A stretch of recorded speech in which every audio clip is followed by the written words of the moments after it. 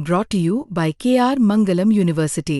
We provide you the platform to turn your dreams into reality. Give wings to your aspirations with KR Mangalam University.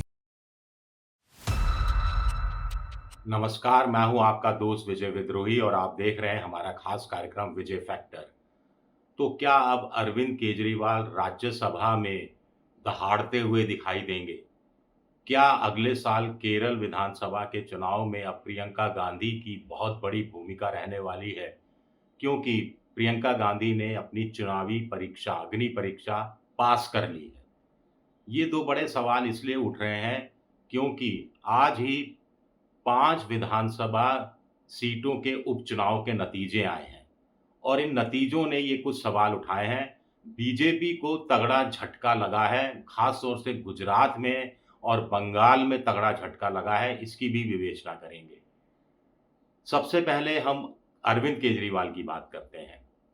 Ludhiana Paschim Vidhan Sabha seat में उपचुनाव हुआ क्योंकि वहां आम आदमी party के एक विधायक की मौत हो गई थी। अरविंद केजरीवाल की पार्टी ने संजीव अरोड़ा को लोकसभा विधानसभा का उम्मीदवार बनाया, जबकि संजीव अरोड़ा 10 अप्रैल 2022 को राज्यसभा पंजाब की तरफ से भेजे गए थे।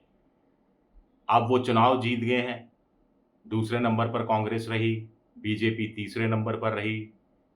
चुनाव जीत गए हैं संजीव अरोड़ा, तो उनकी सीट खाली हो जाएगी। सीट खाली होगी तो राज्यसभा में कार्यकाल 6 साल का रहता है, तो 3 साल बचेंगे। तो अरविंद केजरीवाल जो ठाले बैठे हुए हैं, उनसे बेहतर कौन मिलेगा आम आदमी पार्टी को ऐसा उम्मीदवार जो राज्यसभा में आम आदमी पार्टी की नुमाइंदगी कर सके। और अगर अरविंद केजरीवाल राज्यसभा जाते हैं तो संजय सिंह के साथ मिलकर 1 और 1 11 हो जाएंगे और धनखड़ साहब को थोड़ा दिक्कत में डाल सकते हैं। आप कहेंगे कि पहले भी ये सवाल उठा था, तब आम आदमी पार्टी ने खंडन किया था कि ऐसा कुछ नहीं होने जा रहा। देखिए, पहले जब सवाल उठा था तब दिल्ली में विधानसभा चुनाव का माहौल था और उस समय कैसे बीजेपी कांग्रेस आम आदमी पार्टी ये तो कह नहीं सकती थी। अब स्थितियां बदली हैं। तब विधानसभा चुनाव में अरविंद केजरीवाल मुख्यमंत्री पद के दावेदार थे अगर चुनाव आम आदमी पार्टी जीत जाती। अब वहां पार्टी हार चुकी है। अरविंद केजरीवाल को भी एक जगह चाहिए, न्यूज़ में भी वो आना चाहते हैं। अब वो दिल्ली असेंबली में भी नहीं दिखाई दे रहे और अब राज्यसभा में जाने का अच्छा खासा मौका मिल रहा है, तो क्यों नहीं उसका फ़ायदा उठाना चाहेंगे। और वैसे भी अरविंद केजरीवाल के नेतृत्व में गुजरात का एक विधानसभा का उपचुनाव जीतकर बीजेपी को और राहुल गांधी को भी एक तरह से गहरा झटका दिया है अरविंद केजरीवाल की पार्टी ने। इस सीट का नाम है विसावदर सीट, गुजरात की विसावदर सीट। अब इस सीट पर पिछली बार जब विधानसभा चुनाव हुआ था तो अरविंद केजरीवाल की पार्टी के भूपेंद्र बियानी ये चुनाव जीते थे। अभी उन्होंने क्या किया कि बीजेपी में चले गए तो एमएलए-शिप से इस्तीफा दे दिया, या बीजेपी ने उन्हें ले लिया। बीजेपी ने इसलिए ले लिया क्योंकि बीजेपी नहीं चाहती कि आम आदमी पार्टी को जरा सा भी पांव पसारने का मौका मिले, जरा सा भी मौका मिले। जैसे महाभारत में पांडव 5 गांव के लिए तैयार हो गए थे, तो दुर्योधन ने कहा था कि 5 गांव छोड़ो, 1 इंच जमीन नहीं देंगे। तो वही स्थिति करना चाहती थी बीजेपी आम आदमी पार्टी की, लेकिन जनता ने सबक सिखा दिया। बीजेपी ने यहाँ से अपने एक उम्मीदवार को उतारा, जो कीर्ति पटेल को चुनाव मैदान में उतारा, तो आम आदमी पार्टी ने गुजरात में गोपाल इटालिया जो बड़े नेता हैं उनको चुनाव मैदान में उतारा और जनता ने उसी आम आदमी पार्टी पर भरोसा किया जिस पर विधानसभा चुनाव में के दौरान भरोसा किया था और 17,000 वोटों से बीजेपी के कैंडिडेट की हार हुई है। विधानसभा चुनाव में 17,000 वोट ज़्यादा वोट होता है क्योंकि वहां पर वोटिंग परसेंटेज ही 54% के आसपास, 55% के आसपास रहा था। तो विसावदर सीट जीतकर, वैसे कड़ी सीट जो दूसरी है बीजेपी की थी, बीजेपी को मिल गई, कोई बड़ी हैरानी की बात नहीं है। लेकिन विसावदर सीट आम आदमी पार्टी ने जीतकर बीजेपी को, अमित शाह, नरेंद्र मोदी की गुजरात की रणनीति को झटका दिया है। लेकिन एक झटका राहुल गांधी को भी लगा है क्योंकि राहुल गांधी का कैंडिडेट यहां तीसरे नंबर पर आया है क्योंकि राहुल गांधी गुजरात में बहुत ज़्यादा ज़ोर लगा रहे हैं कांग्रेस को रिवाइव करने का। यही राहुल गांधी है जिनकी पार्टी ने अहमदाबाद में एक अपना अधिवेशन किया था, बड़ा सम्मेलन किया था। यही राहुल गांधी हैं जिन्होंने गुजरात जाकर सबसे पहले कांग्रेस में बीजेपी के स्लीपर सेल का ज़िक्र किया था। बारात के घोड़े और रेस के घोड़ों का ज़िक्र किया था और कार्यकर्ताओं ने ताली बजाई थी और डिस्ट्रिक्ट कांग्रेस कमेटियों को मजबूत बनाने की शुरुआत भी गुजरात से हुई थी। वहाँ अगर दोनों विधानसभा का उपचुनाव कांग्रेस हारती है,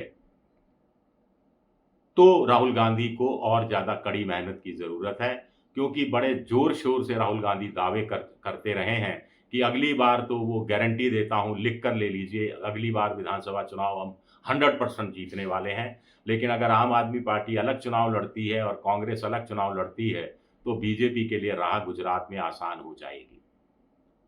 अरविंद केजरीवाल की बात करें तो लुधियाना का उपचुनाव और गुजरात का उपचुनाव जीतकर उन्होंने को अपना राजनीतिक वजूद फिर से हासिल करने में मदद मिली है। अब उनके पास बोलने के लिए कुछ है, एक नैरेटिव स्थापित करने के लिए कुछ है।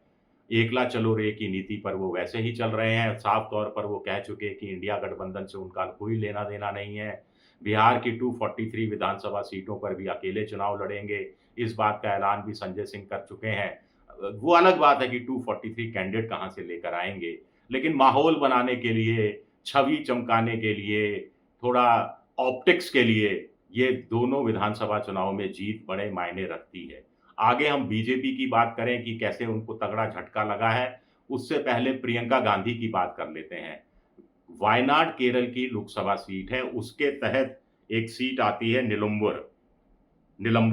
निलंबुर विधानसभा सीट में सीपीएम समर्थित निर्दलीय उम्मीदवार पिछली बार 2021 में विधानसभा चुनाव जीते थे, उन्होंने इस्तीफा दे दिया, तो इसलिए वो खाली सीट पर चुनाव लड़ा गया। पी विजयन जो कि केरल में मुख्यमंत्री हैं लेफ्ट के, एलडीएफ के, उन्होंने पूरा ज़ोर लगाया। बीजेपी ने शशि थरूर के ज़रिए भी ऐन वक़्त पर ज़ोर लगाया। जिस दिन वोटिंग होनी थी निलंबुर में, उस दिन शशि थरूर वहाँ पहुँच जाते हैं, प्रेस से कहते हैं कि कांग्रेस की लीडरशिप के साथ मेरे मतभेद हैं कुछ मुद्दों पर, लेकिन मैं सुलझा लूँगा। निलंबुर में आना चाहता था, मुझे आने का मौका नहीं दिया गया, प्रचार का अवसर नहीं दिया गया। हालाँकि मैं कांग्रेस के उम्मीदवार की जीत की दुआ करता हूँ। तो कहीं न कहीं थोड़ा-सा रायता फैलाने की कोशिश शशि थरूर के ज़रिए बीजेपी ने की, लेकिन बीजेपी वहाँ सुना है चौथे नंबर पर आई है, ऐसा मैंने सुना है। अभी जब मैं वीडियो बना रहा था तब तक आधिकारिक रिज़ल्ट आया नहीं था। तो प्रियंका गांधी की पहली अग्नि परीक्षा थी निलंबुर का चुनाव जीतना और वो चुनाव निकाल गई हैं। 11,000 वोटों से कांग्रेस जीती है। अगले साल वहाँ विधानसभा चुनाव है।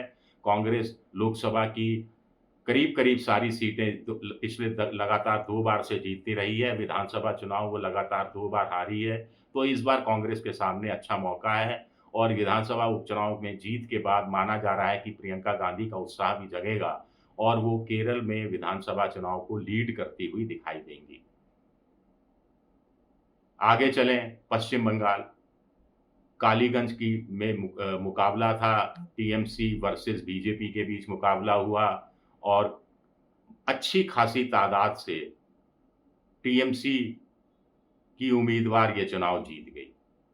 मुस्लिम उम्मीदवार को टीएमसी ने मौका दिया था। मुस्लिम उम्मीदवार की मौत के बाद ही ये सीट खाली हुई थी। बीजेपी ने हिंदू मुसलमान बनाने की बहुत कोशिश की। वक्फ कानून के बाद जो हिंसा भड़की थी कि पश्चिम बंगाल में, उसका भी बीजेपी ने चुनावी फ़ायदा उठाने की बहुत कोशिश की थी। लेकिन अगले साल वहाँ भी चुनाव है। बीजेपी को लगता है कि स्वर्णिम मौका है ममता बनर्जी को बंगाल से बाहर करने का, बंगाल की खाड़ी में सियासी रूप से फेंक देने का। लेकिन जनता तो अभी पश्चिम बंगाल में ममता बनर्जी के साथ ही खड़ी दिखाई देती है। ममता बनर्जी की असली ताकत 28-30% मुस्लिम वोट है और उससे भी बड़ी ताकत महिला वोट है, जो ममता में एक दीदी, एक बड़ी बहन की छवि देखते हैं और बीजेपी इस छवि को मिटाने में, धुंधला करने में अभी तक कामयाब नहीं हो पाई है। तो निष्कर्ष कुल मिलाकर ये है कि बीजेपी को झटका लगा है, अरविंद केजरीवाल को नई सियासी ज़िंदगी मिली है और प्रियंका गांधी के खाते में आखिरकार एक बड़ी जीत आई है और वो भी लेफ्ट एलडीएफ की सीट छीनी है। ये एक अपने आप में एक बड़ी बात है। शुक्रिया, मेरा ये वीडियो देखने के लिए बहुत-बहुत शुक्रिया।